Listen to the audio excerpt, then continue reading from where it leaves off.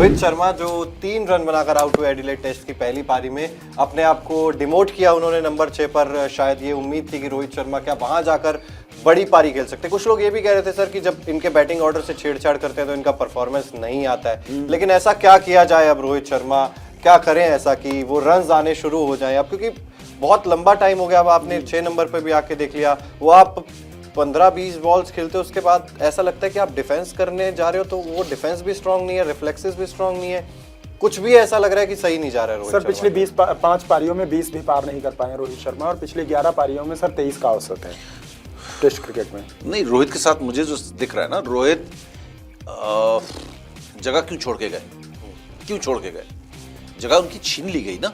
KL Rahul ने उनकी जगह हथिया ली। मैं लगातार यही चीज खेल की दुनिया में होना चाहिए कि आपको कोई पुश करे कि आप जाओ, मैं आ गया हूं। बिल्कुल, केएल राहुल ने ये किया।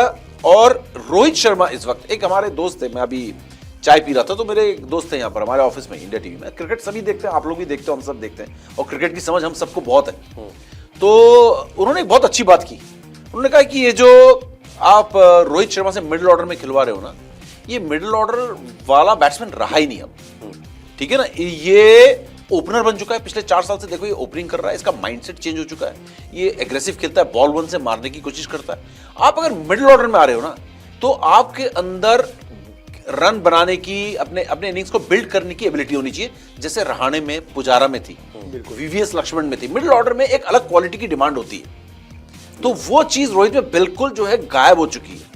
अब मामला ये है चिराग आदर्श की, मुझे ऐसा लगता है कि रोहित शर्मा ना ओपनर रह गए ना मिडिल ऑर्डर बैट्समैन रह गए। ये कड़वा सच है ना। सच हमेशा कड़वा ही क्यों होता है? मैंने अभी ऐसे ट्वीट किया था मजाक में, कड़वा ही होता है क्या सच? ना, ये सही बनी, सच मीठे भी होते हैं। यशस्वी जायसवाल एक नया सच है, नीतीश रेड्डी एक नया सच है, बड़े मीठे हैं ये सच। लेकिन ये कड़वा सच रोहित के लिए है, और ये कड़वा सच विराट के लिए भी है कि ये दोनों मान जाए, जल्दी समझ जाए कि इनका वक्त खत्म हो चुका है। खासकर रोहित शर्मा, ना वो इस समय ओपनिंग में फिट हो रहे हैं, ना वो मिडिल ऑर्डर में फिट हो रहे हैं, क्योंकि दोनों जगह हिटमैन रूप जो है, मुझे लग रहा है कि वो एक इतिहास हो चुका है। आप उनको उनके नाम से खिला रहे हो, कप्तानी वो कर रहे हैं, तो वो वाली बात है। अब देखते हैं फर्स्ट इनिंग्स में, एक ही इनिंग्स में जज नहीं करना चाहूंगा, लेकिन ये एक इनिंग्स नहीं है। अब जो पिछले 5 इनिंग्स है, वो तो घर की इनिंग्स निकल के आ रही है। पिछले 5 इनिंग्स में, जैसा कि आदर्श ने कहा, 20 रन वो पार नहीं कर पाए। तो ये कहना कि एक इनिंग्स से जज मत करो, जैसे ट्विटर में कुछ लोग कह रहे थे, तब मुझे आंकड़ा नहीं पता था, उनको जाके जवाब दूंगा मैं अभी, है ना, कि एक इनिंग्स नहीं, एक कई लगातार इनिंग्स के बाद हम ये बात कर रहे हैं कि कहीं ना कहीं ओपनिंग और मिडिल ऑर्डर फिट नहीं हो रहे हैं।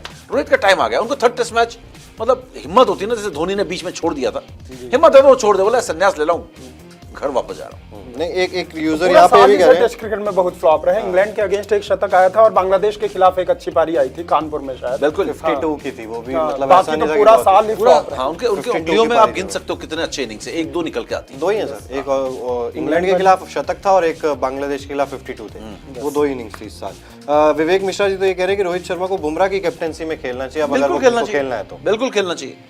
और अगर वो, मैं बता रहा था जैसे अभी कि वो ओपनिंग में भी फिट नहीं है और मिडिल ऑर्डर में फिट नहीं है, तो कप्तानी में कैसे फिट हो सकते हैं?